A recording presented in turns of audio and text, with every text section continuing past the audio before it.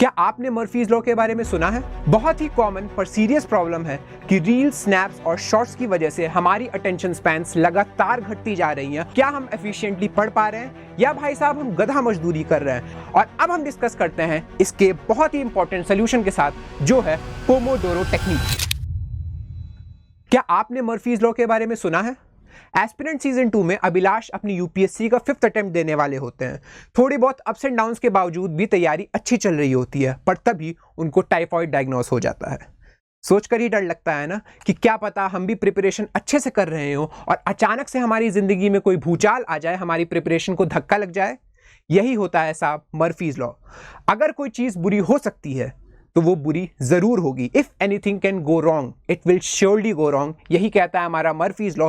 और मेरे भैया राजा, इसको नेगेटिविटी मत समझना, वीडियो के अंत तक बने रहना। अगर तुम थंबनेल देख के आए हो, बहुत ही कॉमन पर सीरियस प्रॉब्लम है कि रील्स, स्नैप्स और शॉर्ट्स की वजह से हमारी अटेंशन स्पैन्स लगातार घटती जा रही हैं। और इस वजह से सवाल ये उठता है कि क्या हम एफिशिएंटली पढ़ पा रहे हैं या भाई साहब हम गधा मजदूरी कर रहे हैं? क्योंकि ये तो क्लियर है कि IIT JEE जैसे टफ एग्जाम को क्रैक करने के लिए हमें बहुत इंटेंस हार्डवर्क, और उस इंटेंस हार्डवर्क को करने के लिए हमें बहुत इंटेंस फोकस की जरूरत है। पर अगर हमारा अटेंशन स्पैन ही अच्छा नहीं है तो हमारा फोकस कहां से बनेगा? अगर आप भी इस समस्या को फेस कर रहे हैं तो इस वीडियो को जल्दी से लाइक कर दीजिए और कमेंट कर दीजिए कि सर मैं भी इस समस्या से फेस कर रहा था। और अब हम डिस्कस करते हैं इसके बहुत ही इंपॉर्टेंट सोल्यूशन के साथ, जो है पोमोडोरो टेक्निक। पोमोडोरो टेक्निक के बारे में अगर आपने पहले नहीं सुना है तो ये बहुत ही एक साइंटिफिकली डिजाइन टेक्निक है, जो कि ये कहती है कि क्योंकि ह्यूमंस का अटेंशन स्पैन एक लिमिटेड ड्यूरेशन का होता है, इसलिए जो भी हमें लंबे ड्यूरेशंस के काम करने हैं उनको हम स्मॉलर इंटरवल्स ऑफ टाइम में डिवाइड कर लें, जिसको हम पोमोडोरोस कहते हैं। अगर मान लीजिए हमें 6 घंटे पढ़ना हो और हम इन 6 घंटों को अलग अलग 10 इंटरवल्स में डिवाइड कर लें तो हमारी प्रोडक्टिविटी बहुत ज्यादा बढ़ जाएगी। यही बताती है पोमोडोरो टेक्निक। इसके अकॉर्डिंग अगर हम इसे अप्लाई करना चाहें तो सबसे पहले हमें अपने टास्क को प्रायोरिटाइज करना होगा।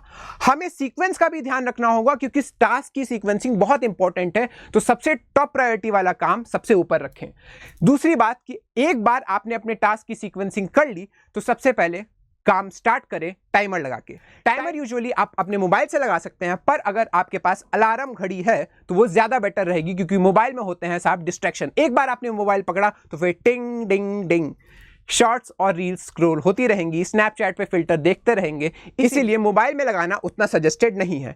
एक बार आपने टाइमर लगा लिया है, फॉर एग्जांपल अगर आपने 25 मिनट का टाइमर लगाया है तो 25 मिनट के दौरान आपको करना है केवल काम स्टार्ट करिए। ये सबसे इंपॉर्टेंट पॉइंट है। और उन 25 मिनट्स में इंटेंस फोकस के साथ काम करने के बाद आपको लेना है एक ब्रेक, जिसमें आपको अपने वर्क एरिया से या स्टडी एरिया से दूर जाना है। कहीं चलिए फिरिए, स्ट्रेचिंग करिए, कुछ एक्सरसाइज करिए, पानी पी के आइए, टॉयलेट जाके आइए, कॉफी पी लीजिए, टहल लीजिए, दोस्तों से बात कर लीजिए, पर केवल 5 मिनट का ब्रेक। अगर 25 मिनट की ड्यूरेशन है तो 5 मिनट का ब्रेक काफी सही रहेगा।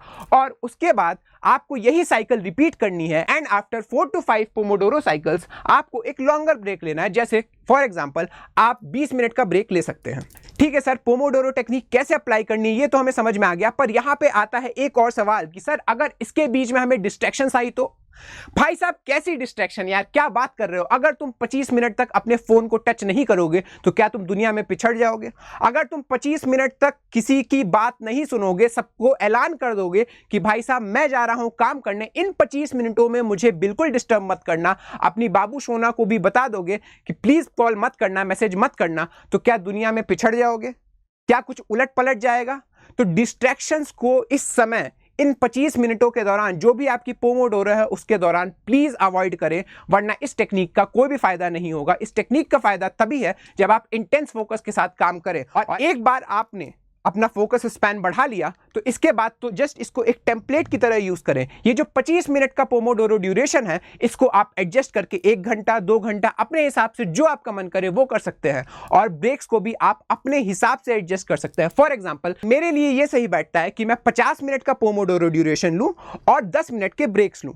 आप अपने हिसाब से अपने वर्क और ब्रेक ड्यूरेशन एडजस्ट कर सकते हैं और अपने फोकस को और अपनी प्रोडक्टिविटी को बहुत ज्यादा इंक्रीज कर सकते हैं, ऑलमोस्ट 10x इंक्रीज कर सकते हैं।